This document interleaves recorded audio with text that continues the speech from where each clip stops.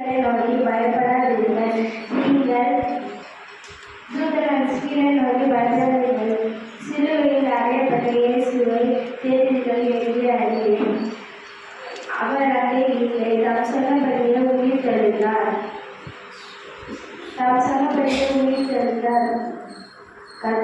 கர்த்தரை வைத்தியத்தில் வந்து பாருங்கள். மத்தேயு 28:5-6. இயேசு அவளை நோக்கி, இதோ நான் உயிர்த்தெழுதலும் ஜீவனுமாய் இருக்கிறேன். என்னை விசுவாசிக்கிறவர் மறுத்தாலும் இருப்பான். யோவான் 11:25.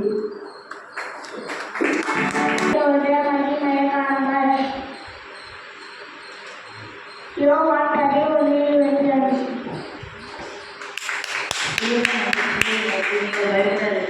சிலுவையில் அறிவிப்பது அறிவேன்.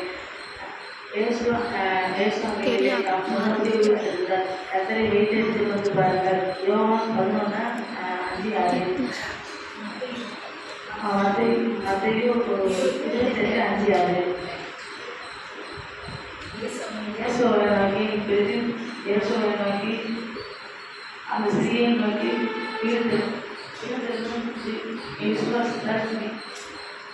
நானே வீட்டிலிருந்து தீர்க்கமாக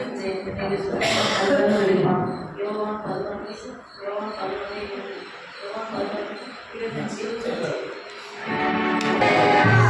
சத்தமா கைகளை உயர்த்தி சொல்லுவோம். அல்லேலூயா. கர்த்தர் நல்லவர்.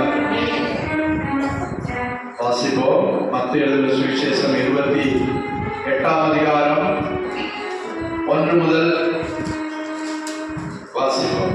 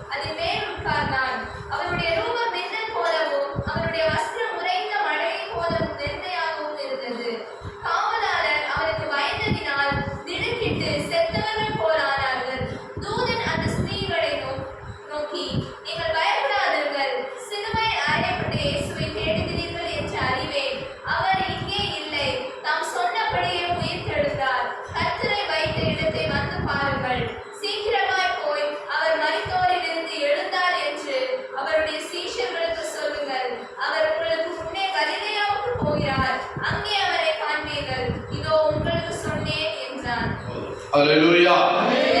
அல்லேலூயா. இயேசு வாழ்ந்தது ஒரு சரித்திரம். அவர் படைத்தது ஒரு சரித்திரம். அவர் சரித்திரத்தை இரண்டாக பிரித்தார். கிறிஸ்துவுக்கு முன், கிறிஸ்துவுக்கு பின் என்று சொல்லி சரித்திரத்தை அவர் இரண்டாக பிரித்தார். அல்லேலூயா. இன்னைக்கு ஆட்கள் எப்படியோ மாற்றிக்கொண்டிருக்கிறாங்க. ஏடிபிசியை கூட அது கூட வேற விதத்துல மாற்றுறாங்க.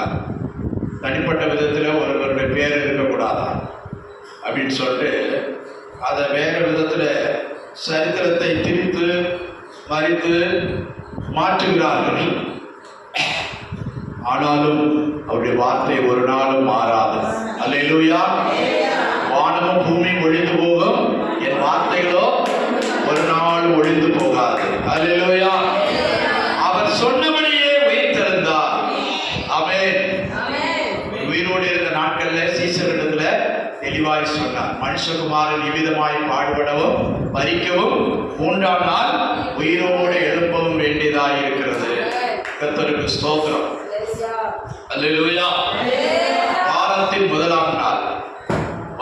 முதலாம் நாள் என்று சொன்னால் அது ஞாயிற்றுக்கிழமை. கர்த்தருக்கு ஸ்தோத்திரம். ஓய்வு நாள் முடிந்த மறுநாள். ஓய்வு நாள் சனிக்கிழமை. கர்த்தருக்கு ஸ்தோத்திரம். அதை வைத்துதான் இயேசு வெள்ளிக்கிழமையில அறையப்பட்டார் என்பதை நாம் உறுதிப்படுத்துகிறோம். கர்த்தருக்கு ஸ்தோத்திரம். அவர் பஸ்கா வியாழன் அன்று அவர் சீசர்களோடு கூட பஸ்காவை ஆசரித்தார். அல்லேலூயா. பஸ்கா என்பது ஒரு பண்டிகை. இஸ்ரவேலருக்கு ஒரு பண்டிகை. என்ன பண்டிகை? என்ன பண்டிகை?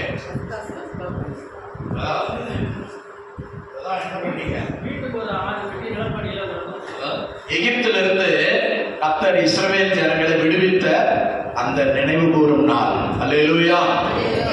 எகிப்தின் அடிமைத்தனத்திலிருந்து கர்த்தர் அவர்களை விடுவித்தார். அந்த நாளில அவர்கள் வீட்டுல ஒவ்வொரு வீட்டிலும் ஒவ்வொரு ஆட்டுக்குட்டியை தேர்ந்தெடுத்து ஆவின் மாதம் 1ஆம் தேதியில தேர்ந்தெடுத்து 14ஆம் நாள் வரை அதை பாதுகாத்து 14ஆம் தேதி ராத்திரியிலே அதை கொல்ல வேண்டும். அல்லேலூயா. அந்த பஸ்காவின் ரத்தம் வீட்டு வாசல் நிலைக்கலவுல தெளிக்க வேண்டும், பூச வேண்டும். கர்த்தருக்கு ஸ்தோத்திரம். அமிதமாய் ஆசரிக்கும் போது சங்காரத்துடன் அவர்களை விட்டு போவான். கர்த்தருக்கு ஸ்தோத்திரம். ஆனால் கொரிந்தியர் நிருபத்தில் சொல்லப்பட்டிருக்கிறது, 2 கொரிந்தியர் 5ஆம் அதிகாரத்துல நம்முடைய பஸ்காவாகிய அல்லேலூயா கர்த்தருக்கு ஸ்தோத்திரம்.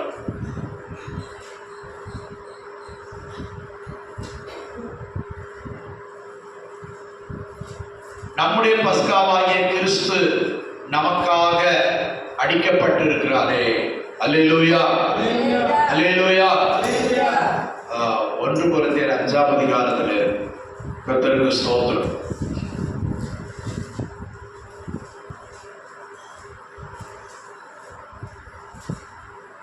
7ஆம் வசனம்.